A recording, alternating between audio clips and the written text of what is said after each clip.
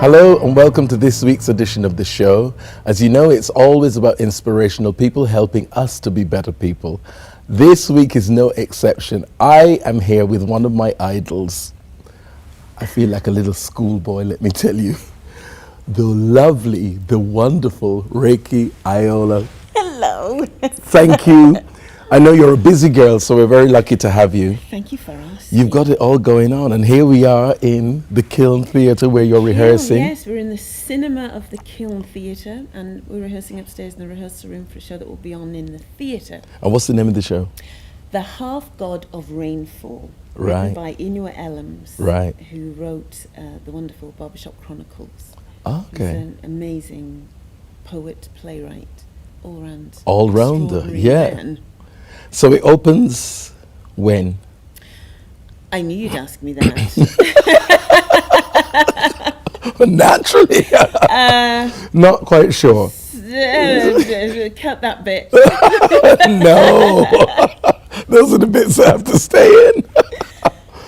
Do you know, I've got so many dates in my head, Right. and I can't remember which one's the right one. That's so awful. But I think you were saying earlier that it opens in Birmingham. It opens at Birmingham Rep, Right. and we play there for a week or so, and then it comes back here. I know that it finishes. Yeah. Because we'd love to have everyone come down and see it, of course. It's here. It's here. It's here throughout April at least. Okay. So, yeah, Well, that's a good starting and point. either side of April. Okay, that's a good starting point. Okay, did you get that, guys? April. So just turn up anytime in April and you'll catch ridiculous. it. I don't know. You just wind me up and I go wherever they tell me. Yeah, but you're so busy. How are you keeping it all going? It's like I don't know how I'm very, very, very grateful to be so busy, but how I do get wound up.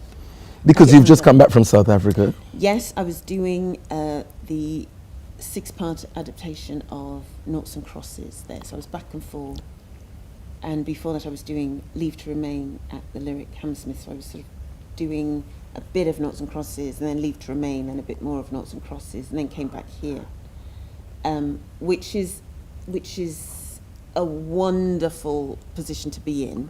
Yeah, because you all want to be working as The much as you actors can. Stream, but sometimes I don't know whether I'm. And I mean, with lucky. 3 things going on at once, you're very lucky not to be saying the lines from one in the other. Well, yeah, that might just happen. Let me tell you, that might Never. happen.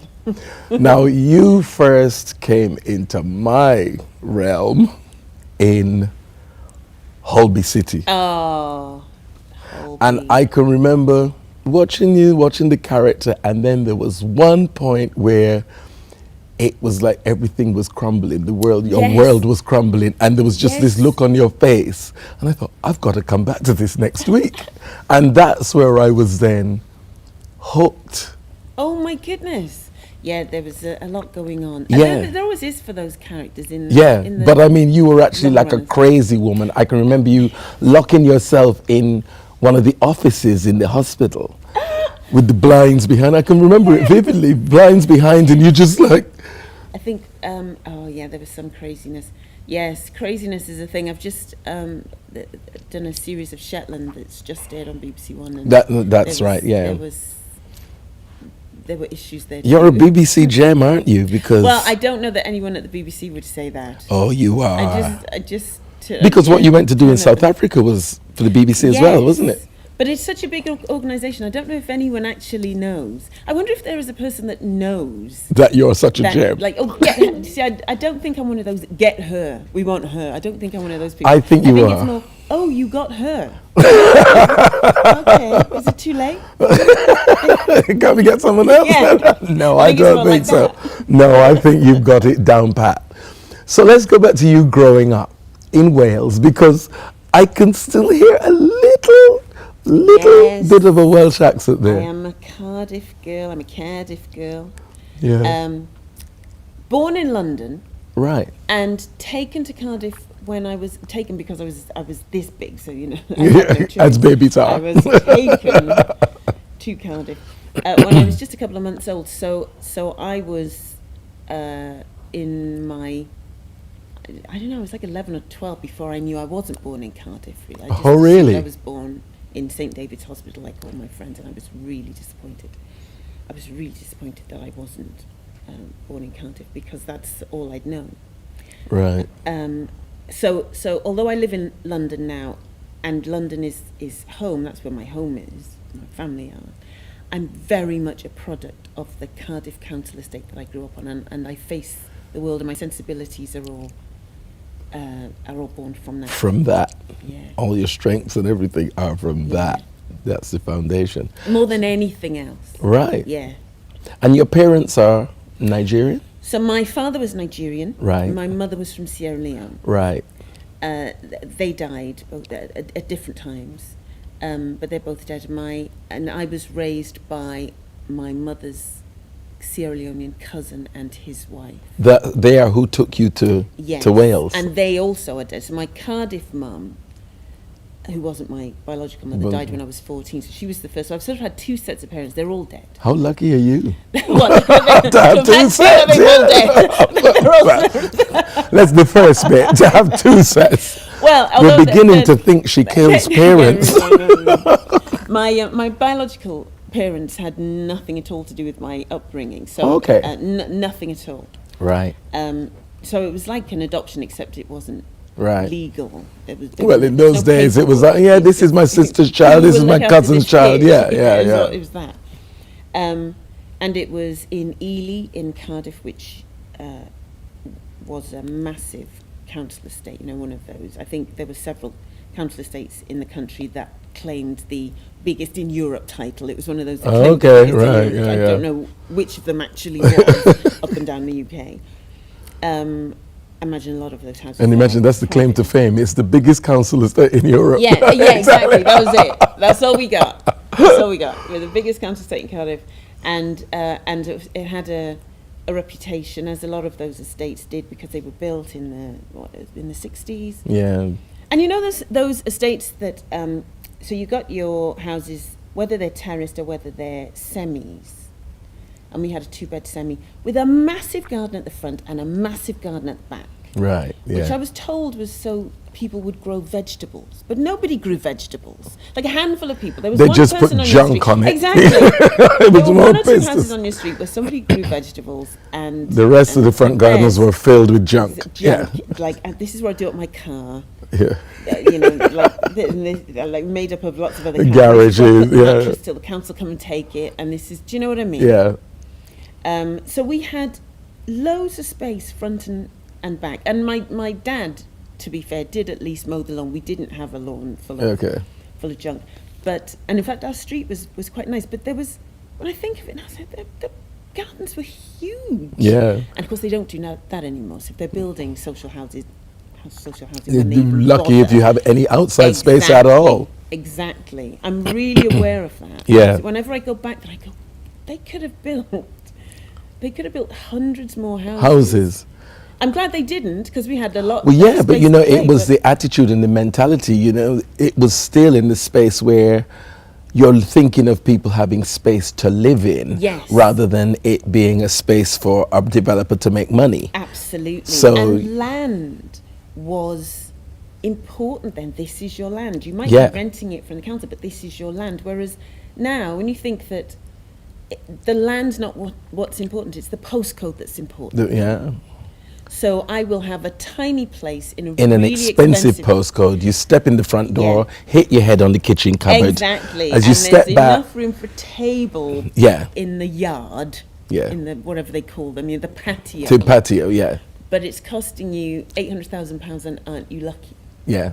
The attitude has really changed. It has changed. This is your land. The council are loaning. Because it's really now about packing as many people into as smaller space as you can to make as much as it returns as you can.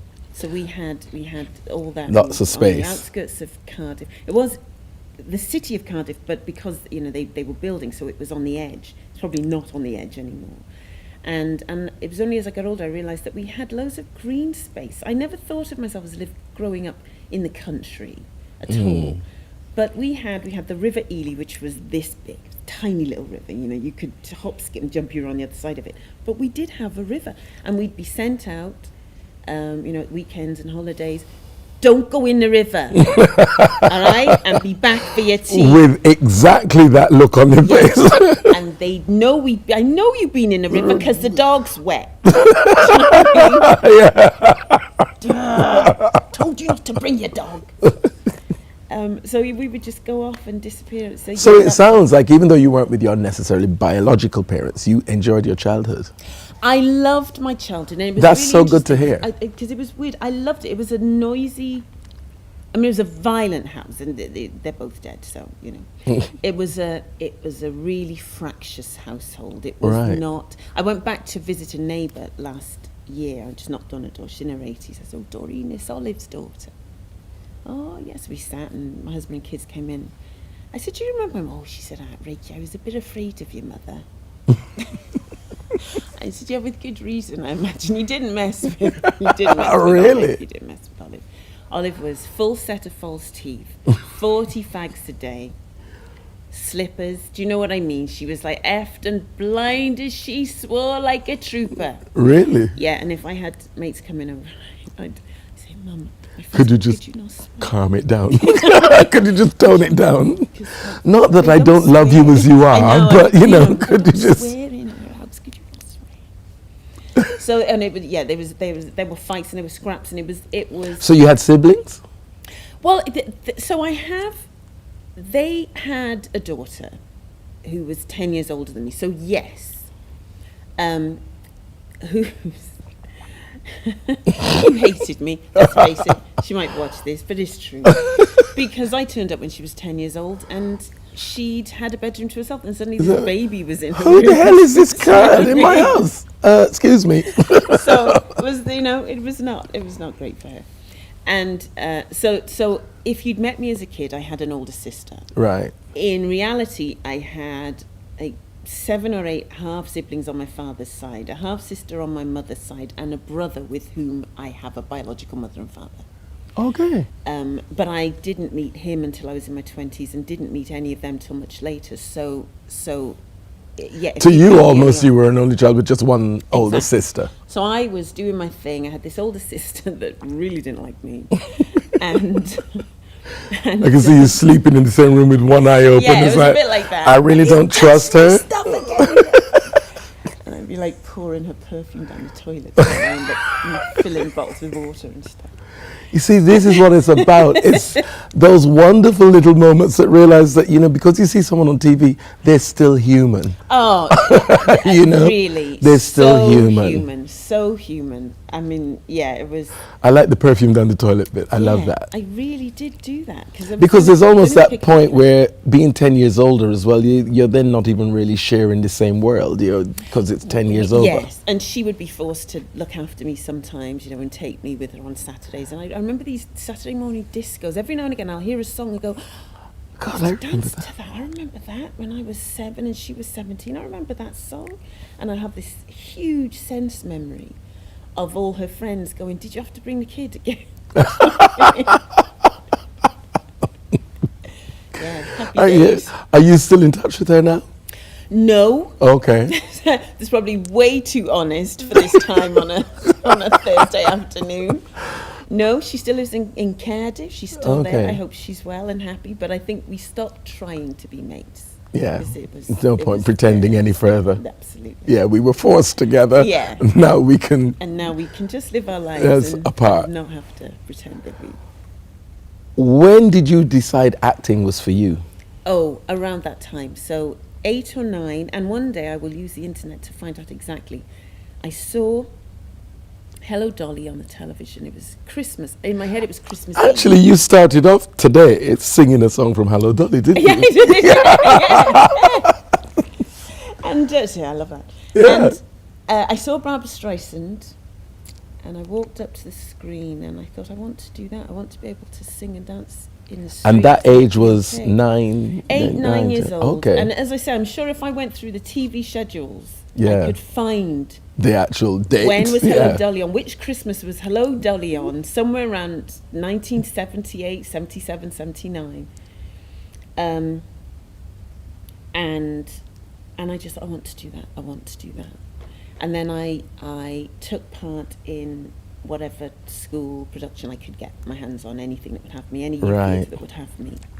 So you took that upon yourself to investigate it, chase it. Initially, Find it it out. was school, and then when I got to first year secondary school, my drama teacher told my mum that an hour a week of drama wasn't enough for me, and she knew a youth theatre, so I went to Orbit Youth Theatre. So my mum would take me initially, and then I would get the bus into the centre of Cardiff. Right.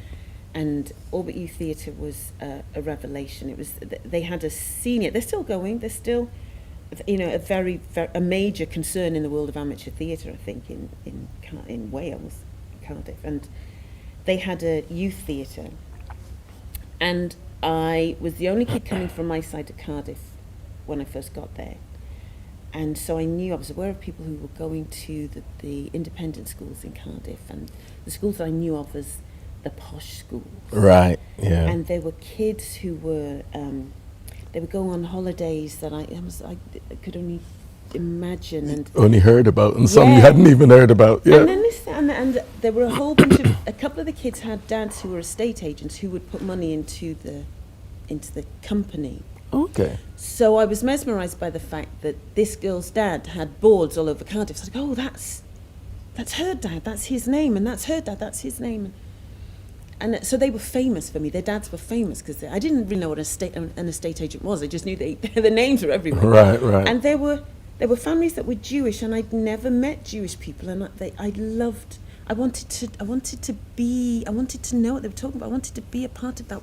Going to Israel, what did it mean to go to Israel? I knew Israel from the Bible. Yeah, yeah, yeah. You know, they were going to Israel. They'd been to Israel, and they were talking about things I didn't, and festivals and things I didn't know anything about. And I probably stared at them a lot because I wanted to know. And they're thinking, what? I want to be a part of this world, and but I also at that time became embarrassed about who I was and where I was from, and that was not good. But it did happen. I was very Well, it aware still of it. gave you some kind of motivation to do and keep going and improve. It really So did. this was with the encouragement and support of your parents. Yeah, my parents were absolutely fine with it. It was youth theatre, and they loved coming to see the shows, particularly my mum.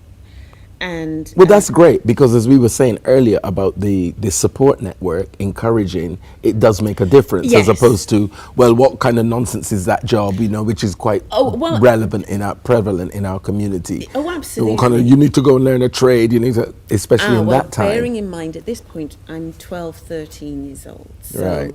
So I know I want to do it for a living, but I don't think anyone thinks I actually will. So I So see. it's not a problem. All right, right. They think it's just taking up It's- time rather than you running around Exactly. idle. Exactly. Yeah. And then when my mum died when I was 14, so this is my Cardiff mum, and then I sort of started doing things by myself. So I kept going to Orbit Theatre, and I joined South Glamorgan Youth Theatre, South Glamorgan Youth Choir. I applied for the National Youth Theatre of Wales. I didn't mention that to my dad. It was a 4-week residential course, and I didn't tell him about it until I had the place. And then I said, I'll be spending 4 weeks of the summer just in the centre of Cardiff, so people were coming from all over Wales. I only had to go 5 miles. Right. And he said, what's that? And I said, it's this, and South Glam Education are paying for it. So I was able to tell him all that at 16. And then I applied for drama school. I applied for 4. 2 were in London. I think it was Lambda and Central. I came to London for those auditions, didn't tell my dad where I was, so as far as he knew, I was in school. Right. Had one in Bristol, didn't tell him where I was. I just thought I'll tell him if I get a place, he doesn't need to know. To know, yeah. And auditioned for what is now Royal Welsh College of Music and Drama. It wasn't Royal when I went there, and they offered me a place, and I didn't initially want to go because I wanted to leave the city, but then I knew But you if really I wanted didn't to come take to the London, place, yeah. Yes. Yeah. And I wasn't offered the London places. I was way too young. I was a young 17-year-old, I think I Yeah. could see that. But I was offered this place at the local drama school and took it because I needed to get on with it. I needed to get on.